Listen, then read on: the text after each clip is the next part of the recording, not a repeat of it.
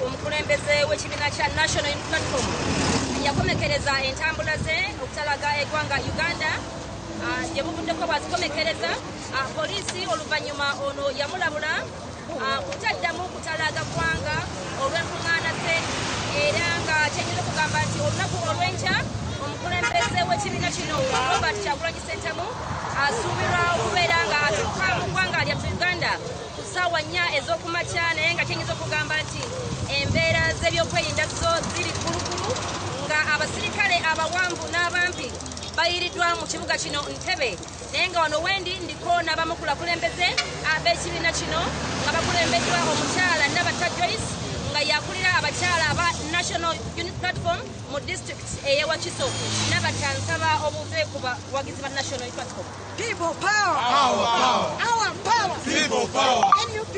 Everywhere! Everywhere! NUP!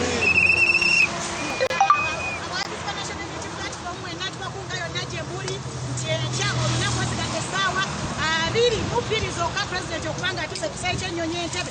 Eno Entebe twetegese bulungi abakyala abaami mwenna mujje Ntebe stakeholder mujje abakyala tulina abakulembeze bangi ddala enteekateeka zirimu enjira kituufu security weeri naye ffe tulowooza security eriwo tukuuma so si tugaana kwaniriza mukulembeze wa ggwanga eyalondebwa abantu the people's president Kyagulanyi Ssentamu enkya tukulinze ssaawa 4 ffenna tuli ku kisaawe ky'ennyonyi Entebe.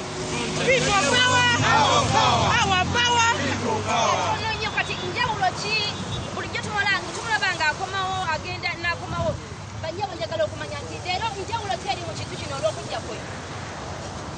Enjawulo eriwo olw'okujja omulundi guno tubadde abadde akyatalaga ewala wonna naye nga bannange bwe tufunanga mukisa kumwaniriza mu butongole leero enjawulo eriwo nti kabe mwana kabe musajja kabe mukazi terikola fena tugenda kuwaniriza pulezidenti waffe okukomawo wano mu butongole era nze bamuta kansala Mirembe Jacqueline akiikirira omuluka guno ku tawuni ku disitulikiti People power! Kugamba nti njagadde okumanya nti bano obaoli obuuza bategeeza ku poliisi enteekateeka yaabwe ey'okwaniriza omukulembeze waabwe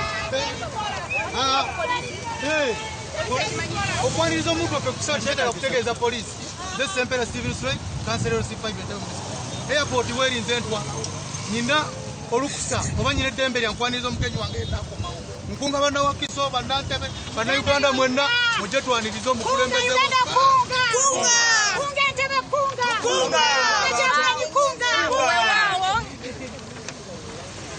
njagala okumanya nti mumusubira ssaawa mmeka entuufu olunaku olw'enkya? Pulezidenti ekyagenda ssaawa 4 naye bannayuganda bonna tubakubiriza ssaawa emu ey'okumakya kusange ng'oli Entebe mukulembeze waffe ssaawa 4 watuukira tubeere nga tumwaniriza n'essanyu lingi ow'eŋŋoma ow'ekidomola ow'embuutu asobola okuzina asobola okubuuka asobola okudduka fenna twanirize pulezidenti waffe tewaba abatiisa kuba omuntu yenna ayina eddembe okwaniriza omukulembeze we nga bw'ayagala era gwe pasipooti yo yokka ekukkiriza ogenda wali kwe kumanya essaawa arayivo ya pulezidenti zatuuka yoba obuulira ensi kwe tumulinza essaawa 4 era fenna onyagadde okumanya bubaka ki obuli ku bipande bino tutera kulaba nga abantu bakosa mu kwekalakaasa.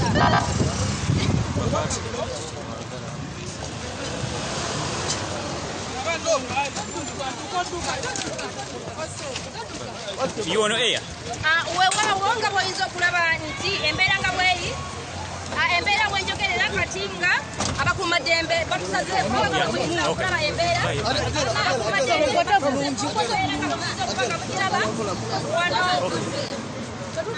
nga bw'oyinza okulaba abakuumaddembe era nga poliisi esazeeko era abamu ku bakuumaddembe balina abamu ku bakulembeze ba National Unity Platform be batutte era nga kwamba bano ndi osi yabakulembeddemu osi okubayita ababiri. Okay, continue.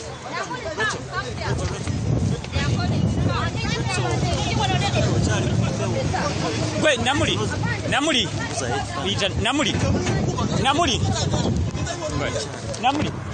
What you want to air?